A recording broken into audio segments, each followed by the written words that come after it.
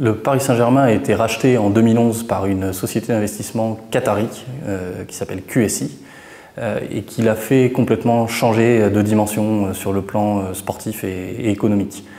Avant, le Paris Saint-Germain se situait en bas de classement de la Ligue 1 avec un budget de 100 à 150 millions d'euros et aujourd'hui le Paris Saint-Germain truste les titres nationaux et dispose d'un budget compris entre 500 et 600 millions d'euros. Donc le Paris Saint-Germain en 6 ans a complètement changé de dimension. L'arrivée de Neymar valide une deuxième dimension du projet de QSI au Paris Saint-Germain. Pendant 5 ans, le club s'est structuré, a fait progresser ses revenus, est devenu un concurrent crédible sur la scène européenne, avait recruté quelques joueurs de talent, symbolisés par Zlatan Ibrahimovic bien sûr, mais n'avait jamais eu accès à des joueurs de top niveau mondial tels que Neymar est aujourd'hui. Le Paris Saint-Germain bascule dans une nouvelle ère, veut durablement s'inscrire comme un concurrent crédible à la victoire en Ligue des Champions et envoie un signal très fort au marché en disant voilà, aujourd'hui je suis capable de recruter le futur Ballon d'Or, je suis capable de mettre 222 millions d'euros sur la table, vous allez devoir compter sur moi dans les années à venir en Champions League. Les bénéfices concrets vont être avant tout sportifs. Neymar fait partie de la catégorie de joueurs qui est capable de faire gagner le Paris Saint-Germain, ce que Zlatan Ibrahimovic n'avait jamais réussi à faire dans la première version du PSG qatari. Aujourd'hui, Neymar est le joueur qui peut être décisif en quart de finale, demi-finale, finale de Ligue des Champions. Avec l'arrivée de Neymar, des revenus supplémentaires sportifs et non sportifs vont s'additionner et le Paris Saint-Germain peut légitimement et raisonnablement avoir l'ambition d'atteindre 600 millions d'euros de budget dans les années qui viennent par la renégociation de son contrat de sponsoring maillot qui est aujourd'hui aux alentours de 20 millions d'euros quand les grands clubs européens en perçoivent maximum 80 millions d'euros et également sur le contrat d'équipementier avec Nike puisque Nike est également le sponsor individuel de Neymar. Donc très certainement que la marque va vouloir capitaliser sur l'image de Paris, sur l'image de Neymar et va augmenter de façon substantielle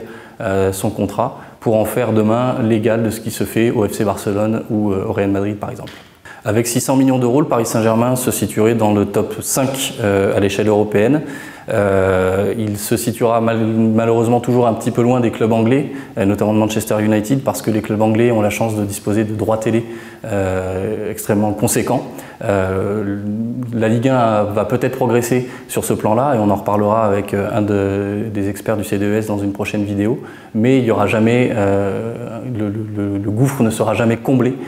pour atteindre l'excellence anglaise en la matière. Donc on restera au niveau du top 5 européen, très certainement 5e, et cela me paraît malgré tout suffisant pour le Paris Saint-Germain pour viser la victoire en Ligue des Champions à très court terme. On a beaucoup parlé des aspects positifs du transfert de Neymar, mais ce transfert va s'accompagner de beaucoup d'interrogations et de questions, parce qu'il est à même de faire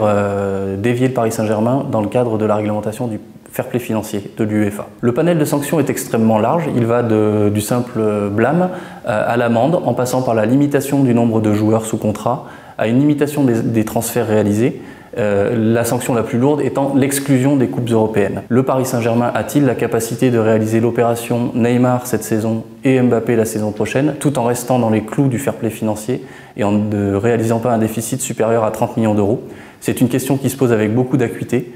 Et il faudra vérifier que les dirigeants du Paris Saint-Germain sont à même de dégager de nouvelles ressources ou d'économiser des charges pour rentrer dans le cadre du fair play financier.